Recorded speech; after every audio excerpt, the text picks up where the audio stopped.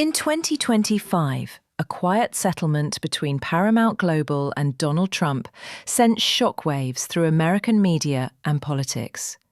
What started as a routine 60 Minutes interview with Vice President Kamala Harris turned into a $16 million payout to a former president and a major test of press freedom.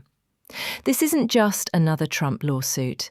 It's a story about how powerful figures, media corporations, and public trust collided in a legal showdown that could reshape journalism in the United States.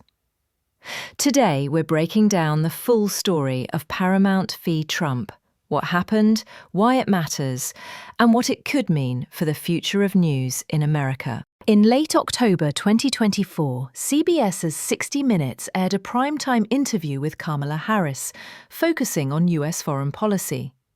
But sharp-eyed viewers noticed something odd. An earlier version aired that same day on Face the Nation, and it was noticeably different. The longer version showed Harris hesitating, walking back statements on military aid, and appearing unsure. The edited version on 60 Minutes was crisp, confident, and clean. Trump's team immediately accused CBS of election interference, claiming they selectively edited Harris to make her appear more presidential and misled the public just days before the election. Trump's legal team wasted no time.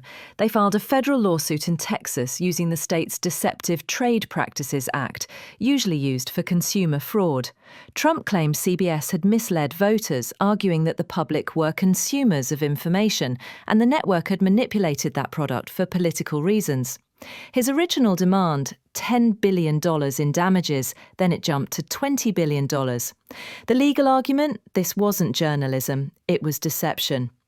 CBS, owned by Paramount Global, denied any wrongdoing and said their editorial process was standard practice for all political interviews. Things escalated when the FCC, led by Trump-appointed Chairman Brendan Carr, launched an investigation into news distortion. It was a rare move, involving subpoenas for raw footage and internal production notes. CBS released the full Harris transcript, but that didn't stop the political pressure. At the same time, Paramount was negotiating an $8 billion merger with Skydance Media. Suddenly, a legal battle with Trump, plus an FCC investigation, became a threat to the company's business interests, and shareholders were paying attention. In July 2025, Paramount settled, the amount $16 million. The payout wouldn't go directly to Trump, but would fund his presidential library and cover legal costs. CBS admitted no wrongdoing. No apology was given, but they agreed to one key change. Going forward, CBS would publish full transcripts of all presidential candidate interviews, with limited redactions. While CBS said this was about transparency, many journalists saw it as something else entirely, a quiet surrender to political pressure in the middle of an election year.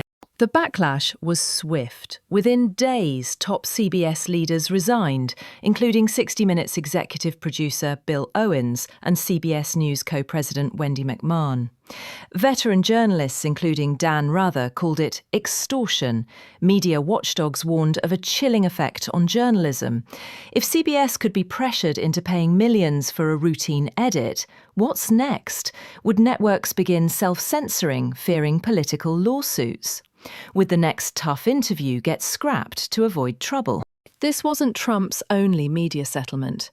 In the past year, he also reached a $25 million deal with Meta, claiming political censorship, and a $15 million payout from Disney's ABC News over statements made on The View. All three cases followed the same pattern: a high-profile legal claim, a flood of media attention, and a quiet settlement, with no admission of guilt. The money always went toward Trump's legal fund or his presidential legacy. Critics call it lawfare. Supporters call it long overdue media accountability.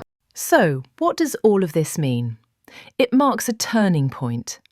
Trump proved that a powerful political figure can pressure major media outlets through legal threats and walk away with millions. It challenges the boundaries between free press and political influence. It also puts every journalist and editor on notice.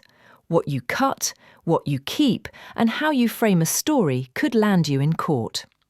Whether this is a one-time anomaly or the start of a new era of media litigation, it's clear the rules of engagement have changed. And America's free press may never be the same again.